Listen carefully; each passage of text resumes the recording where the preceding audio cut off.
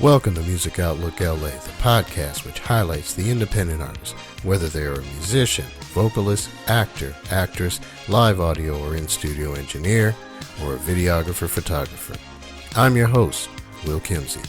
Each episode, we'll look at the gigs of the independent artists, from the venues we play to how we set up and break down, the gear we use and why we use it, and the info we hope you'll find useful as we all make our way in the entertainment industry. Music Outlook LA is brought to you by Kim Z Entertainment LLC. Go to kim-zentertainment.com to find out what they're doing for the independent artist. Kim Z Entertainment LLC. Independent entertainment done independently.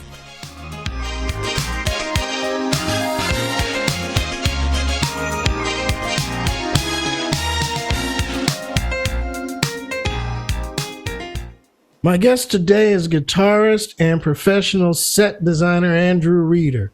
Andrew is an indie musician currently performing with a rock, blues, and R&B cover band called Goat Rodeo, and I happen to be the keyboard player for that band.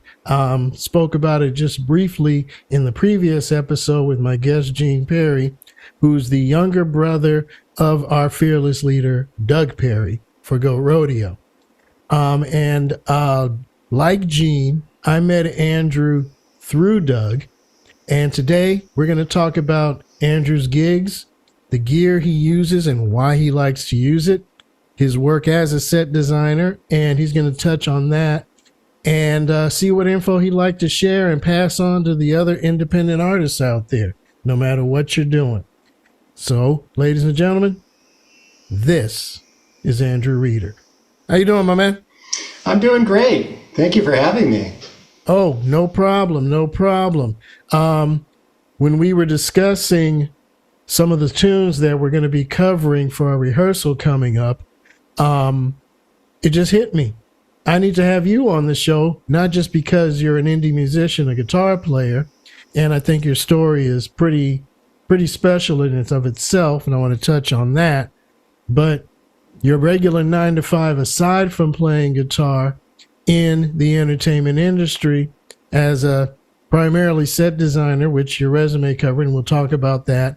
But you also have a secondary gig as well, and you'll be getting onto that one as well. So let's just jump right on into it. Tell us a little bit about yourself, Andrew. Well, I got my first Lego set when I was 6, and that was it. I think that's all.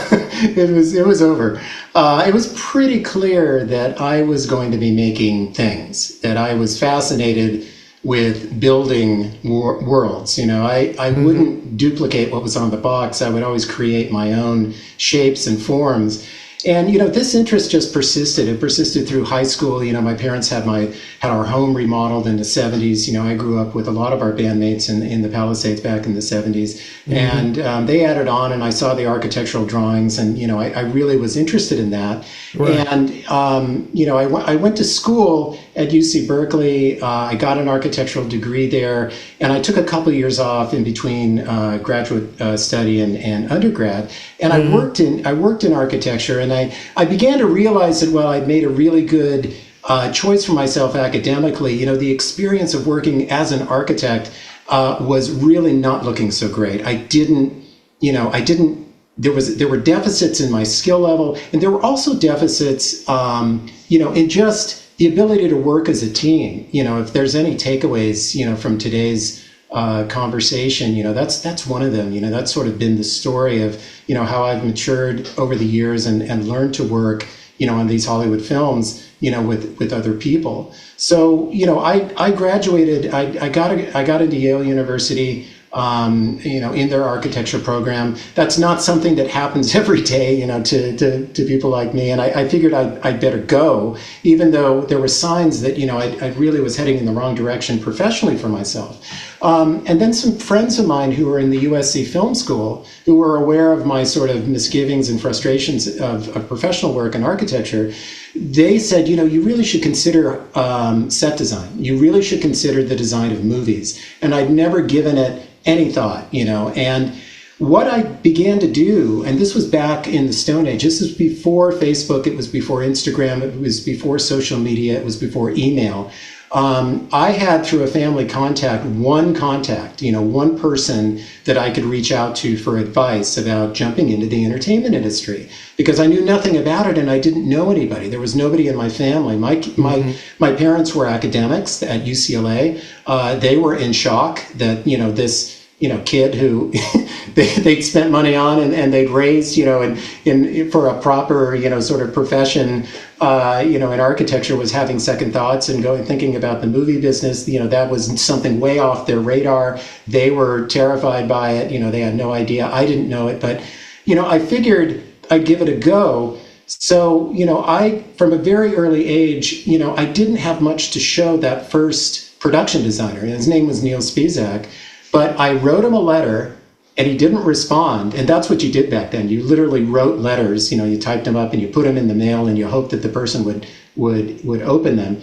And then I followed it up with a phone call because, the family contact had given me his number, and that person knew that I was serious. And, I called him up and he agreed to meet with me.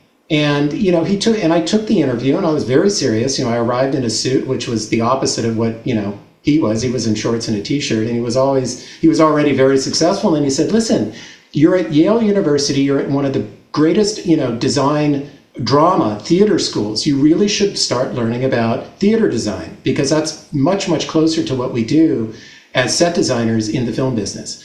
And, I took a theater class, I followed his advice, and then, he knew of, maybe one or two people that I might want to contact when I graduated.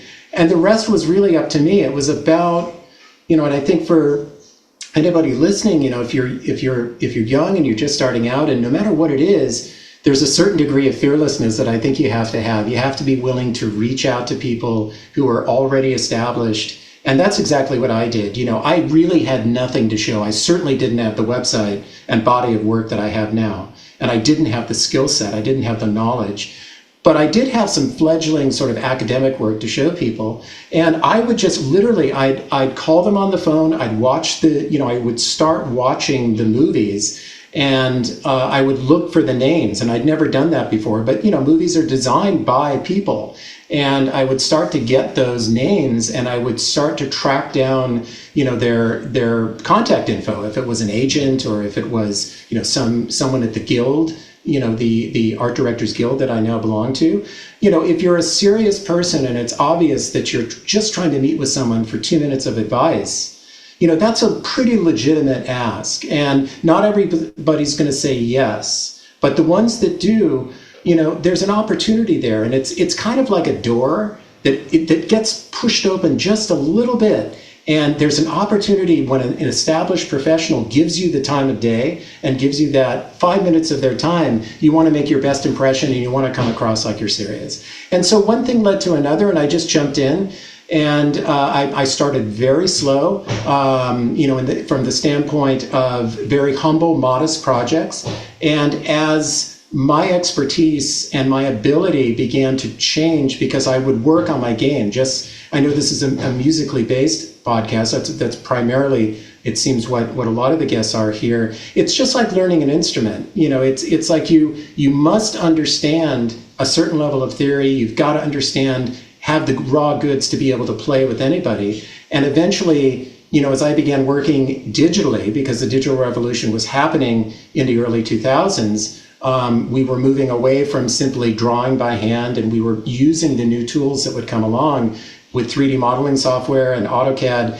These were like different instruments. That's what software is to me. And they have different sounds than the pencil. So when we're trying to design these films, they're just different instruments that we could pick up and find wild visual solutions for these movies. So that's really been my story about, constantly working on my game, trying to be a better artist. And as that's happened, as my expertise has increased, the scope and the types of projects that I've been working on have increased. They become much more visual. The budgets have become much larger on the projects I work on than what I was working on, say, in 1998. So there's been this upward trajectory, but it didn't happen on its own. It's all been about hard work. It's all been about putting in the time. Exactly.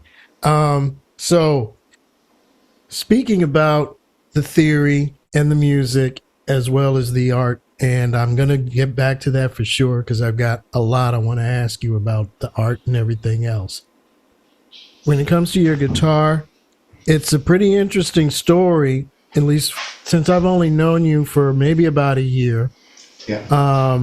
I remember you telling me that you did play right-handed, and now that you're playing with the band, I see you're flip the script and you're going Hendrix style. So why don't you tell us how you got your start with music, and maybe you could touch on why you have to play in the opposite hand. Yeah, so it's an interesting sort of story that's happened here. I am a right-handed person that now plays the guitar with my left hand. The reason for that is I have a condition in my ring finger on my left hand, and any right-handed player is going to know that that's your fretting hand. And it's called focal dystonia. It's very obscure. There's not a lot of data on it, but it is a real thing. And basically, long story short, the brain sends signals to your body how to move, and your body responds. For whatever reason, in my case, there's a certain neural pathway that's trying to communicate to my ring finger, and it just isn't getting through. And the fine motor skill that's needed to type for the keyboard shortcuts that I use to work as a digital artist, as well as the fretting of the chords and the scales, is just not possible for me. It's not painful, but it is a situation where I just can't play it that way. And I tried to rehabilitate it for years. So, the story with the guitar is, I think Gene has touched on this. I mean, we all, and I think yourself in general, we came from a particular environment growing up as kids where we were encouraged to play instruments.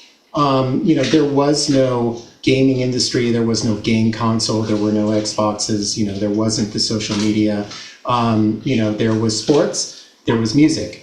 And there was also us having to come in home when the street lights came on. Yeah. So we came from Gen X. Yes, we made do with what we had. We're the kids that survived lead paint. So I'm going to stop talking now, but go on, Andrew. Yeah, it was. It's a different generation, but I just don't think that there was. This is just what kids did, and it wasn't so much a neighborhood thing. It really didn't seem to matter what part of town you grew up in. It was just something, either your parents encouraged you to do it, or something in your DNA, just listening. That's just what we did for fun. And it was just, we were really into it. And, of course, there was a place called the Music Bag. There was a teacher, Patrick Hildebrand Sr., who was my instructor. And I just had a natural sort of curiosity about learning from a more experienced person. I didn't look at older people who were more well-versed in a particular topic as boring or something to rebel against, or, oh my God, I have to do what they say. I didn't approach it that way at all. Pat was a cool dude. I mean, he was, an older person. He was not my age. He was the dad of, one of my peers and one of our peers, Patrick Hildebrand Jr. But this was something that I really looked forward to on every Friday, because, the lessons were on Friday evenings. And I loved going to the Music Bag, and I loved learning. And, I didn't really have the musical facility that I do now. I didn't have the musical knowledge. But Patrick, he imparted some important, musical ideas to me that I picked up on. And I didn't have the discipline at that point to really have a plan. And I think this from all of your years of study at Berklee and as a professional musician. If you want to get better, you've got to have a plan. You've got to have a course of study and practice regimens that you're doing that have to do with musical fundamentals and have to do with daily practice and exercise, not just, playing the solo from Stairway to Heaven again and again and again and memorizing things by rote. If you want to suck as a musician, then don't have a plan. That is one of the biggest takeaways for me, unless you're some kind of genius. And you know, we come into this world with what we have. You know, it's like our hair color and our eye color, our IQ and our abilities are sort of, they kind of are what they are. We can't really do much with that, but we can alter and improve at something and develop an expertise with proper guidance and with daily practice in the right way. And so what happened to me is that I kind of, as a professional and you know, as a husband, as a homeowner, and as someone who was going to make his way in this world, I had to choose the horse that was going to go to the bank. And in my case, it really wasn't music, but it was design. And, you know, I clearly was experiencing a level of professional success, of financial success, designing sets for movies. And I was sustaining that career, and I have sustained it for 27 years. That being said, I love music. I have loved music since my mom noticed me playing a tennis racket when I was 6 or 7, alongside the Lego. There you go. And I really wanted to play. And I, again, didn't have the facility that, say, Todd Stockwell did, or Gene Perry. You know, these guys, Todd sounded like John Bonham when he was 17, and Gene Perry is a musical savant. The guy picks up a fucking mandolin and he's you know, a genius. He sounds like Bill Monroe 6 weeks in. I mean, you know, you want to contact a hitman, you know, and just make sure. I mean, it's really frustrating, but you know, that doesn't mean that you can't succeed, you know, if you're realistic and if you're approaching the instrument the right way. So in my case, my condition, this vocal dystonia, actually got worse. You know, there was a moment where I was playing in a band in architecture school, in graduate school. We had a very talented drummer who was a professional. He was in a reggae band before coming to architecture school. We had another rhythm guitar player who he had a gift for feel. And every musician is going to know what that word means. It wasn't that his fingers moved like Joe Satriani's. It's just that what he chose to play was extremely tasteful and in the pocket and just really great. We had a bass player who was competent, you know, very good at what he did. And we had a female vocalist who just had a natural singing voice. You know, we played a series of parties. We never played professionally, but between the different schools that were represented in the band, the drummer and I were in the architecture program, and the guitar player. The singer was from, I believe she was from the graphic design school, and our bass player was from Slavic literature. So we had all of these different schools. So when we would play a party, we'd get about 150 people at the gig. Yeah. And these people, this is graduate level, so it's not hyper, you know, 21-year-olds that are just looking just incredibly just energetic. But these people, this is still like, you know, people in their mid to late 20s who are still looking to party and want to dance. And we were able to keep these people moving, and with original material. And that's the level, that's about the level that we got to. And during that time, you know, I had spent a couple of years, as I mentioned, working in architecture in between the undergrad and graduate level years. And at that time, I actually was living with Doug Perry through 1 year of that time. And I had, in the Bay Area, of course, this would have been back, it was a long time ago. It would have been back in like 1998, 99. Basically, actually before that, I'm sorry, more like 94. It was the time when Metallica and Rage Against the Machine, Joe Satriani's Surfing with the Alien had just come out. Jane's Addiction's first album had just come out. The Red Hot Chili Peppers were making a huge splash with Blood Sugar Sex Magic. Rick Rubin, the album Rick Rubin produced. That was the type of style of guitar, you know, that's a big range. But that was the type of guitar that I really wanted to play. And I had a couple of instructors, even back then, who could play that way. And I was trying to get my hands, and I was still playing the guitar right-handed at that time because I was unaware that this condition was there. It was there, it just wasn't getting worse. It would get much worse later on, but I was developing slowly. You know, I wasn't really, in spite of the practice, I just wasn't picking it up. And, one of the instructors was actually a Joe Satriani protege. It was a student of Joe's. And he said, well, you're making progress, but your hands just aren't there. They're just not there. And, you gotta, I don't know how long it's going to take, Andrew, but, you got a ways to go. I got a little better at it in grad school, but as I had to put the guitar down to get serious about, as I say, the horse that goes to the bank, it was the movie business. Mm-hmm. And, coming from Gen X, this was before the internet. This was before the digital tools arrived, that are now taught in schools. Yeah. I had to re-educate myself how to work digitally so that I could have a job and a thriving career. And that meant a whole level of re-education, working on my game every day, every weekend. And so I had my hands full. So it really has only been in the last, say, 7 years that this transition has been happening. It happened in 2016 after I tried desperately to rehabilitate this hand. I've been to all these, specialists, these doctors. Everybody was stumped.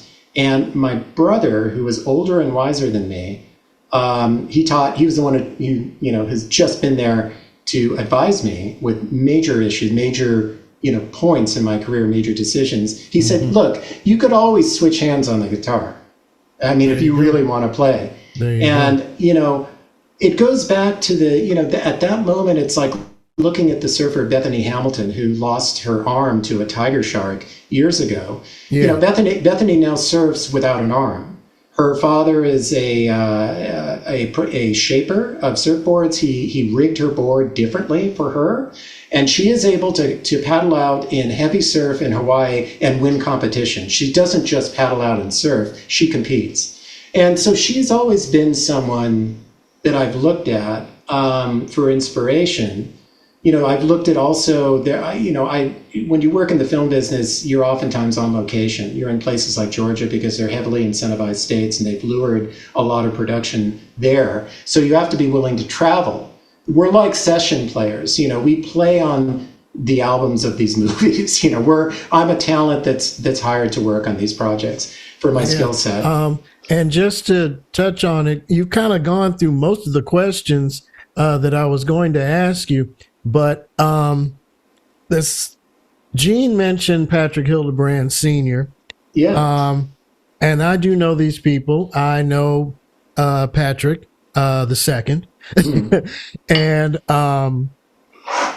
funny story, when 1 year when I was able to get out to the Palisades after graduation and sing with a small group of us that were in the Madrigals, that was the a cappella school choir for Pali High. One of the stops we made as we walked around singing Christmas carols was that music store. And I will try to find a picture. Patrick's in it, myself, Dave Green, and a few other people. All of us that went to Pali, standing right in front of the music shop. And we sang for Mr. Hildebrand. And that was a very cool moment because he did appreciate what we were doing at the time. If you guys heard that, my Siri decides it's going to act a butt. So I hope I didn't get that. But you touched on a lot of things, and so I'll just jump right into this one. You got a website, andrewreederart.com, and I was thumbing through it, and it showed your work as a set designer on your resume. And I wanted you to talk about that work. And you were mentioning a different type of work that you also do that wasn't included on the resume. Because, ladies and gentlemen, if you go to that website, and it'll be in the show notes, andrewreederart.com, this guy is a Marvel head. Okay? I mean, if you have seen any of the Marvel movies, especially the Avengers and Thor and all of that, you will recognize a lot of the work and the scenery is done by this man that I am talking to today. So just go on and tell us about, we got about 10 minutes left, so we'll be able to get through this. Tell us about your job as a set designer And then maybe you could throw in what gear you use for not only your guitar playing, and thank you for sharing that. I can relate about the hands. Just real quick, one of my problems growing up was, as a piano player, I got to use both hands. And I just could not get my left hand to do anything the way I wanted to. My brain processed it faster than my fingers did. So it was just a matter of practice for me. But my left hand was always my weaker hand. I am right-handed like you, and I could nail any kind of scale with my right hand, but doing it with the left hand took extra work. So I kind of get it. And you have made some great strides, I can tell, playing, as I call it, Hendrix style. So yeah, tell us about a set designer a little more in detail, as well as the other job you have, what gear you use with your guitars, what programs you're using in your 9 to 5. Just go on and give it all to us. I'll be brief on the set designer concept artist. They're really two entirely different positions. I basically began as a set designer. You think of that as like the architectural drawings for the set. It basically, once you decide what the Avengers compound or the Quinjet is supposed to look like, you do that in the concept phase. In the set design phase, you turn around and say, okay, how are we we need to come up with drawings and models, 3D models, that have taken this thing to an engineering level where it's ready to be fabricated. That really is what set design is all about. It's like an architect doing working drawings of the building. And it's about the detailing of the set, not just how it looks in one image, but how it looks from all images, and whether or not somebody can actually construct it. And today we have many different ways to do that. We have the traditional method with, guys with tool belts on, men and women with tools, building it, with building materials. We also have very advanced forms of doing it with, 5-axis milling machines, 3D printing, so that's set design. Concept artwork is something I also do. That comes before, and that's when you're sitting down with a director and a production designer, and you're really trying to conceptualize what the movie is going to look like. What is Guardians of the Galaxy Volume 2 when we go to the Ego planet? What does that planet look like? What is the architecture on that planet if somebody has a hidden base? What does the operations center look like? It's conceptualizing and working in a very loose way with color, with lighting, and in 3D, trying to make an impression such that somebody, an executive who's paying $200 million to have this movie made gets excited and says, yes, that's what I want my film to look like. Or a director looks at that. So that's the difference. And you need both to do a film. I just grew out of the shoes of a set designer. But really, it's kind of like somebody with an essential position in a band, like the bassist or a drummer, deciding, you know what, I want to be the front man, or I want to play lead guitar. It's a completely different role, and it's a completely different position, and there's an expertise that's required. So that's that. I think I want to touch on the gear that I'm playing now. Go right ahead. Okay? Go right ahead. So, with my hand, making things as easy as possible, particularly now that my right hand is my fretting hand, I chose the American Professional 2 Strat. And the American Professional 2 is a particular type of Strat that features that C-shaped neck, as opposed to the V shape or the U shape.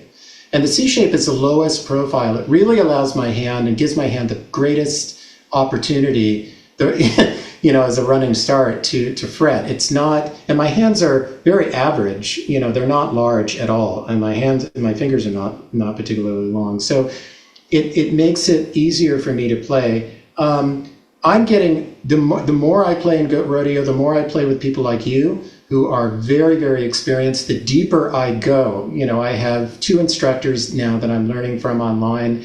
Tim Pierce is one of the top session players, and also Tomo Fujita, who has an online site that you can learn from, the Guitar Wisdom site. I'm finding that there are fundamentals that I was just not aware of. And there are musical principles that both of these guys are talking about. And if you take the time to learn them, they're paying enormous dividends for me. I now know what it's like to play with a healthy fretting hand, by the way, even though it's not my dominant hand. So I'm running everything through a Katana combo amp. It's an MK2 100 watt unit. I'm probably going to be moving away from the combo amp because the deeper I get and the better I get, I'm beginning to appreciate what it means to have a sound, what it means to have your tone. The first goal for me was to simply develop the facility to play. That's in motion. That's starting, as you know. But now comes the time to really start to customize and craft my own individual sound. In order to do that, I'm probably going to need to have a real tube amp. I'm going to need to invest in that. What I have now pedal-wise, I have a Keeley compressor, which is great. It basically, as you know, it takes the lows and it brings them down. It takes the highs and it boosts those up. It's great for playing the funk that I like to play. I have a Qtron, which is made by Electro Harmonics. That gives me the Jerry Garcia tone that I love. It's also incredibly versatile. I have a Boss OC5 Octaver, which I run with my overdrive, and I love the way that sounds for my leads. I'm beginning to use, because I'm playing in a band, controlling my own dynamics, my own volume is key. So I'm using two things to do that. I'm using an Ernie Ball volume pedal, which comes with a tuner, which is wonderful because nobody likes to listen to somebody tune. And I'm using a Boss EV30 expression pedal. And what that's allowing me to do is control the master volume on my amp. So what's going to be happening the more Goat Rodeo plays is I'm going to be experimenting with projecting forward, like you and Todd have been yelling at me to do for the last year. When it's time to take a lead solo, now that there seems to be some dexterity enough in my fingers to actually take a lead solo, I don't have to hang out. Then there's the last thing is the Crybaby wah that's going to be moving to a full-tone super wah. All of this is coming through a company, Sweetwater, which every musician knows. They're an awesome company. Yeah. They're an awesome company. I have a personal relationship with one of their salespeople that has called me every time I make a sale. If there's anything we can do, Mr. Reader, just let me know. You have any questions? It's just today, being a musician today, I'm glad. That's one thing I'm really glad about is that we have the University of YouTube to learn from. Is that, these two. Exactly. I'm able to use YouTube. I am a graduate member of the YouTube Academy. And I'll tell you, it's gotten me out of a multitude of issues. Yes. It's not just for listening to the music. There are a number of great how-to videos on YouTube as well. So in the last few minutes that we have remaining, Andrew, and like I said, I'm going to put your information for the website and have people check it out, see what it is you do. And I know you've got your feelers out there, so you definitely don't need me to help you find work. I need you to do that for me. But, you gave some advice to the listeners, so I'm just going to go to the very last question. So what's in your car? What do you listen to when you're out and about, when you're on your way down to rehearsal? Well, I think it's probably more like what do I listen to every morning? Because I try to start every morning with a workout, and I have, an iPad and a set of headphones there to allow me to just listen to Spotify. And, I find that Spotify has this wonderful Discover Weekly channel. And every time I open it, every morning, there's a new list of songs. And of course, the algorithms are tracking what I listen to. And I listen to everything from funk to the blues, to traditional blues, and classic Southern rock. Those three genres are sort of home for me. There's Johnny Winter is, for my playing, is one of those players that, I look to for a lot of the lead work that I'm doing. Certainly Corey Wong, is another guitarist, a contemporary person that I'm definitely going to be checking out as far as his his courses are concerned and his style of playing with his band Wolfpack. I love listening to older types of music. I love listening to Kool and the Gang. I love listening and opening myself, to what came before, in the 70s. There's so many different, artists out there that have had an influence on me. There's Buddy Guy, who, recently there's a great documentary on him. And this is somebody that, he just had this explosive style of playing, the instrument that, there's been lessons there about, his blues playing, Jeff Beck, and there are bands that I'm interested in that are just kind of off the radar. There are bands like Oysterhead, for example, which are a funk band that don't feature a lot of vocals, but the grooves. There's a band called the Magic Beans, with just an incredible track called Sweet There's a lot of good music out there to listen to. Well, that's going to do it for this episode of Music Outlook LA Gigs Gear Info. Thanks again to my guest, Andrew Reeder, and be sure to check out his website, andrewreederart.com. Also, don't forget to like, share, and subscribe to the podcast at both Spreaker.com, Spreaker, and on YouTube. Music Outlook LA is also available on Apple Podcasts, Google Play, Amazon Music, SoundCloud, Spotify, Castbox, iHeartRadio, TuneIn, and Listen Notes, the podcast search engine. You can also rate the podcast at podchaser.com. I'm Will Kimsey, a.k.a. WK Music. Peace.